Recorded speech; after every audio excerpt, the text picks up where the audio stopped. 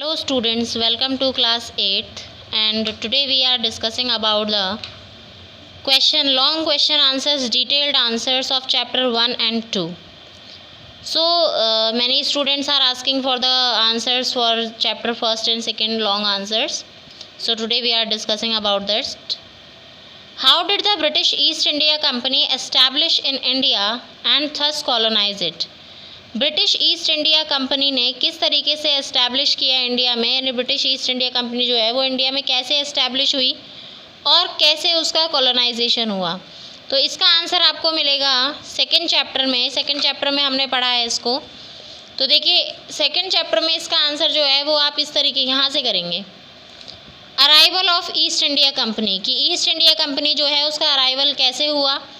In 1600 the English East India Company acquired a charter from the rural, यहाँ से लेकर इसका आंसर एक कंप्लीट चार्टर आ जाएगा हायर प्राइसेस तक। और इसके बाद आप इसको लिखेंगे द कैप्टन डब्ल्यू हॉकिंग। फिर यहाँ से आप लिखेंगे the English East India Company opened its first trading port as a station or factory in 1608 Surat in on the west coast, ये आपने लिख दिया। उसके बाद captain W Hawking lived at the Mughal court, यहाँ से लेकर कंप्लीट आपको लिखना है company establish factories at Bharuch और यहाँ तक 1668 तक।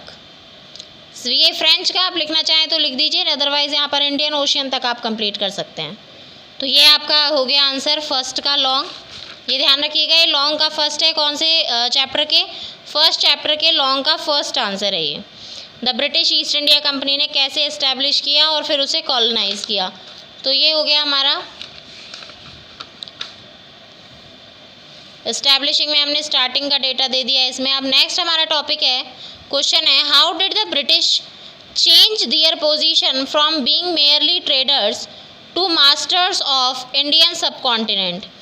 ब्रिटिश ने कैसे अपनी जो पोजीशन है उसको चेंज किया merely traders to masters of Indian subcontinent, Indian subcontinent के देखिए ट्रेड वॉर्स के ज़रिए, इंडियन ट्रेड वॉर्स के ज़रिए ब्रिटिशर्स ने अपनी जो पोजीशन है उसको चेंज किया। तो इसमें आपको ये सारे ट्रेड वॉर्स लिखने हैं कि जो भी हाई कंपटीशन है यूरोपियन कंपनीज़ में वो था, तो इसके ज़रिए राइवल कंपनीज़ कॉम्पिटिटर्स, ये सब कुछ आपको यहाँ लिखना है। 17th 18th सेंचुरी में रेगुलरली सैंक ईच अदर, ये कंप्लीट आपका आ जाएगा। ट्रेड फ्रॉम पॉलिटिक्स, ये आपका सेकंड का आंसर आ गया। ये सेकंड किसका है, चैप्टर 1 का। नेक्स्ट हम बात करें question number 3rd। From where did the modern period start and what were the result of its advent and explain in detail। देखिए मॉडर्न पीरियड कहाँ से स्टार्ट हुआ, पेज नंबर 8 पर आ जाइए। यहाँ से आप मार्क करेंगे लेफ़्ट साइड में सेकंड लास्ट पैरा है। तो मॉडर्न पीरियड यहाँ से स्टार्ट करेंगे हम, मॉडर्न पीरियड, और यहाँ से इट को कट कर देंगे। तो modern period in Europe with the coming of the industrial revolution which changed the way goods were produced forever। one of the most important result of the industrial revolution was the, यहाँ से लेकर complete आपका ये आ जाएगा raw materials तक। ये आपका answer हो गया क्वेश्चन नंबर 3 का। इसमें आपको इट को कट कर देना है और ये पूरा आंसर आपको लिखना है। Next is What is the problem with the periodization of Indian history that James Mill offer। देखिए जेम्स मिल ने भी पीरियडाइजेशन ऑफ हिस्ट्री को ऑफ़र किया था, क्योंकि सभी ने अलग अलग अपने पीरियडाइजेशन किए, तो जेम्स मिल ने भी पीरियडाइजेशन ऑफ हिस्ट्री को ऑफ़र किया कि किस तरीके से पीरियडाइजेशन किया गया। वो पीरियडाइजेशन कैसे हुआ वो देखते हैं। ये देखिए periodisation of history page number 8, इसमें आ गए हम। In 1817, James Mill, a Scottish economist and political philosopher, 1817 में जेम्स मिल जो कि एक स्कॉटिश इकोनॉमिस्ट थे और पॉलिटिकल फिलोसोफर थे, उन्होंने मैसिव 3 वॉल्यूम वर्क किया और हिस्ट्री ऑफ ब्रिटिश इंडिया लिखा। इन दिस ही डिवाइडेड, और इसी के अंदर उन्होंने 3 पीरियड्स में डिवाइड किया, Hindu, Muslim and British, Hindu, Muslim and British में डिवाइड किया। This periodisation came to widely accepted, काफ़ी अच्छे से इसको एक्सेप्ट किया गया, क्योंकि हमारी तो वैसे भी हिंदू कंट्री थी, तो हिंदू कंट्री में तो ये ठीक था, कर लिया गया। Historians have broadly divided Indian history into ancient, medieval and modern periods.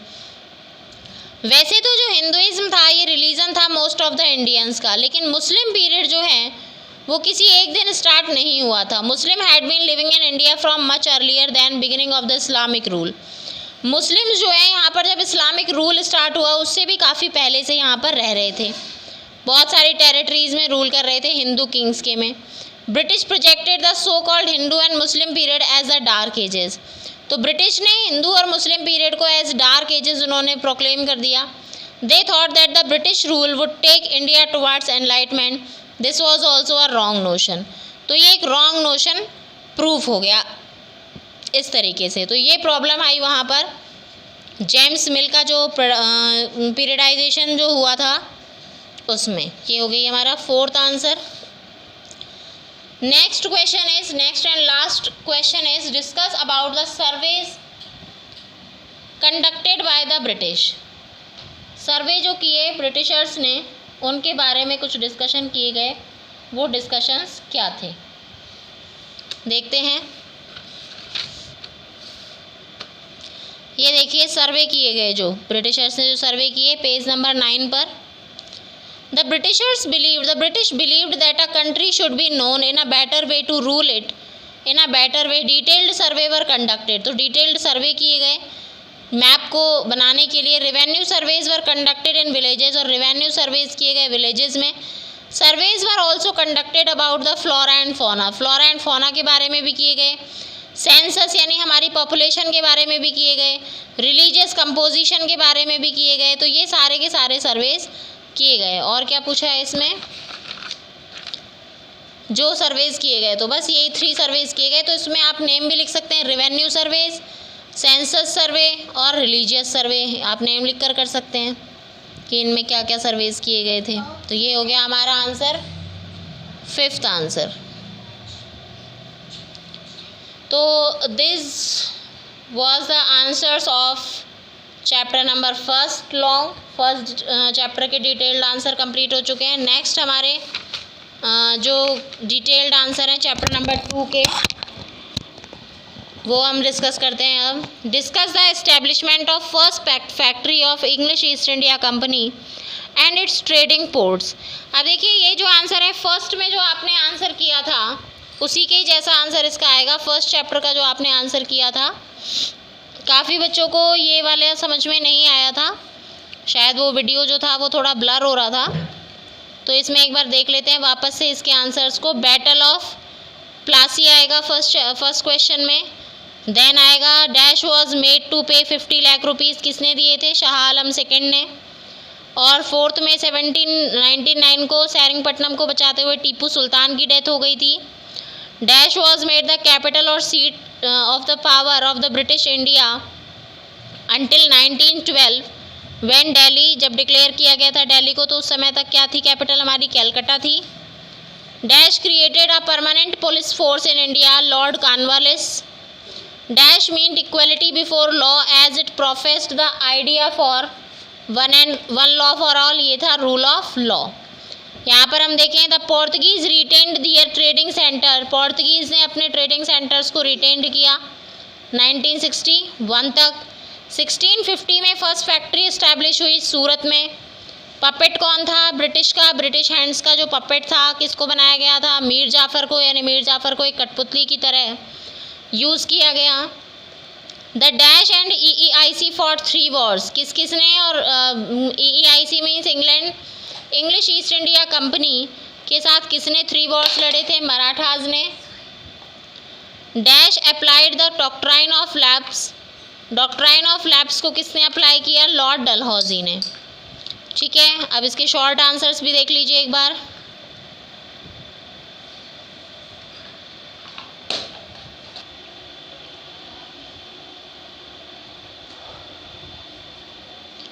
Answer the following in short. Who became the governor general of India in 1798? 1798 में गवर्नर जनरल ऑफ इंडिया कौन बना? Lord Wellesley. तो Lord Wellesley become the governor general of India in 1798. Next है which treaty was signed by Awadh with the British? British के साथ अवध के द्वारा कौन सी ट्रीटी को साइन किया गया? The treaty of Allahabad. ये आपको मैंने बताया भी था पेज नंबर, ये बैटल ऑफ बक्सर में आपको मिलेगी treaty of Allahabad. This is here. The treaty of Allahabad was signed in 1765 in the battle of Buxar. Which war destroyed the Maratha power completely? किस वॉर ने मराठा पावर को कम्प्लीटली डिस्ट्रॉय कर दिया? द थर्ड मराठा वॉर या the third Anglo Maratha war. ये answer आ जाएगा इसका थर्ड का. The third Anglo Maratha war destroyed the Maratha power completely. Next question is what was the doctrine of lapse? Dalhousie freely applied the doctrine of lapse. According to it यहाँ से लेकर और traditions तक आपको मार्क करना है पेज नंबर 17 पर. Page number 17 पर है फोर्थ का आंसर. लास्ट पैरा है लेफ्ट साइड में डॉक्ट्राइन ऑफ लैप्स का. What is the mean to by a farman? फरमान से क्या मतलब था?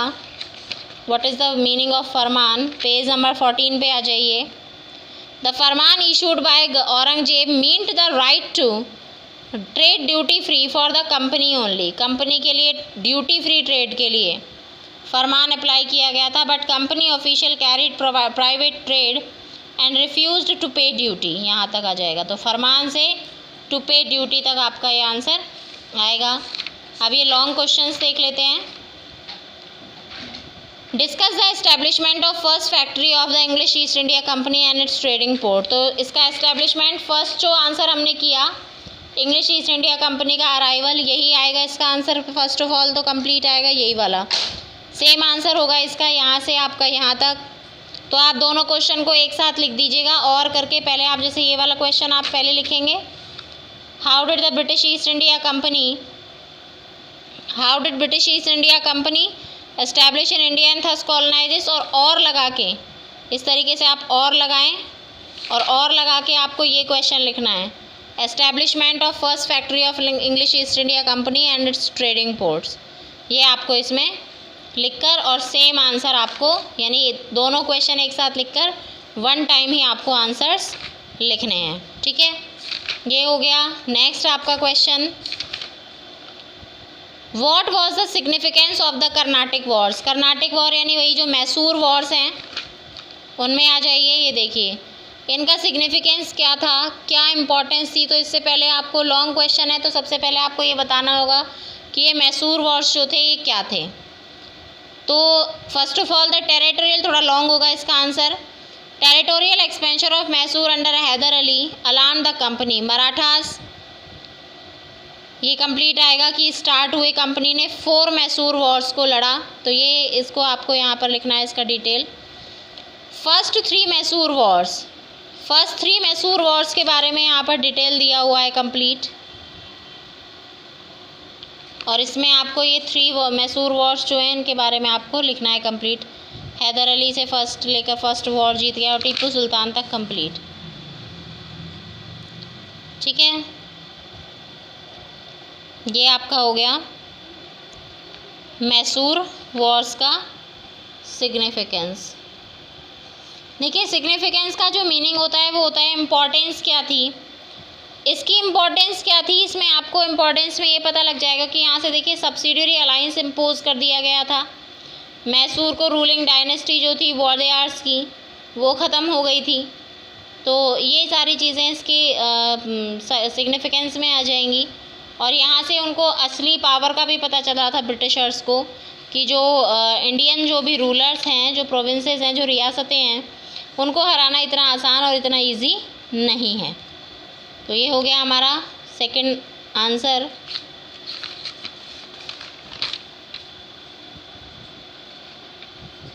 ये मैसूर वॉर के कंप्लीट दोनों पैरा आ जाएंगे आपके पास.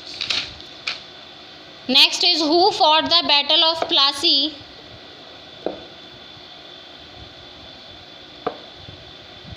Who fought the battle of Plassey, when did it take place and what were the reasons behind it. तो बैटल ऑफ प्लासी पे आ जाइए 1757 पे, पेज नंबर 14। ये आ गए हम पेज नंबर 14 पर। कंप्लीट आपको लिखना है।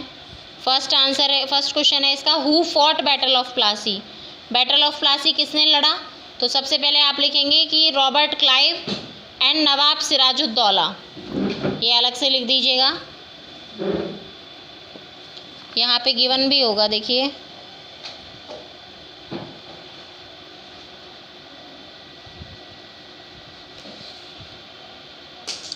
क्लियर नहीं है गिवन, लिख लीजिएगा ऐसे ही, Robert Clive and Nawab Siraj-ud-Daulah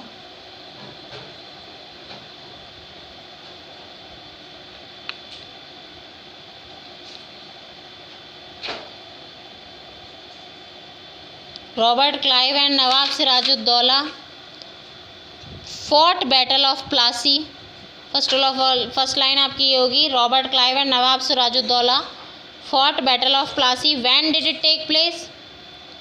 it took place, take का हो जाएगा took, it took place in 1757। It took place in 1757। 1757 में ये हुआ। अब what were the reasons behind it, इसमें आपको लिखना है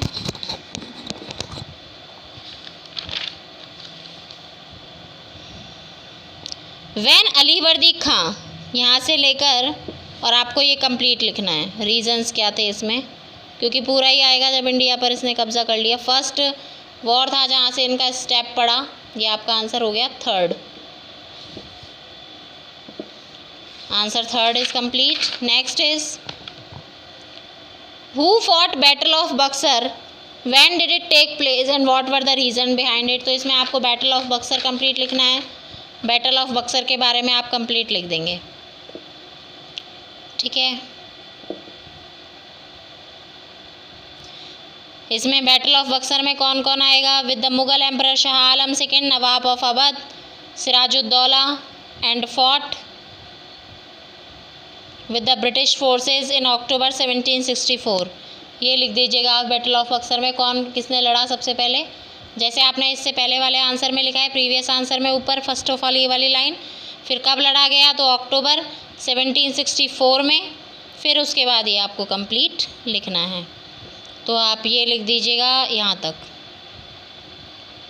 इसमें आपका आंसर आ जाएगा ये आंसर नंबर 4।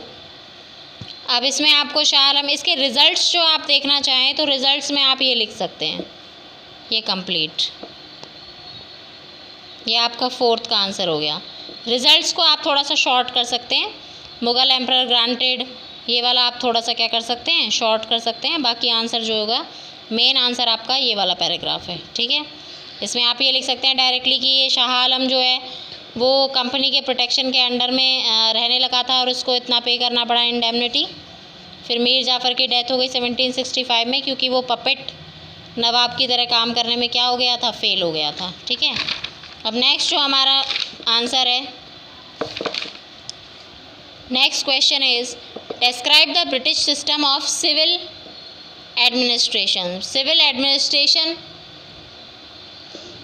एडमिनिस्ट्रेशन का जो सिस्टम था ब्रिटिशर्स का, वो क्या था वो देखिए। ये देखिए, ब्रिटिशर्स ने जो setting up new administration, Warren Hastings played a significant role in the expansion of company's power. Company की पावर को एक्सपेंड किया गया। For an effective administration the company's territories were divided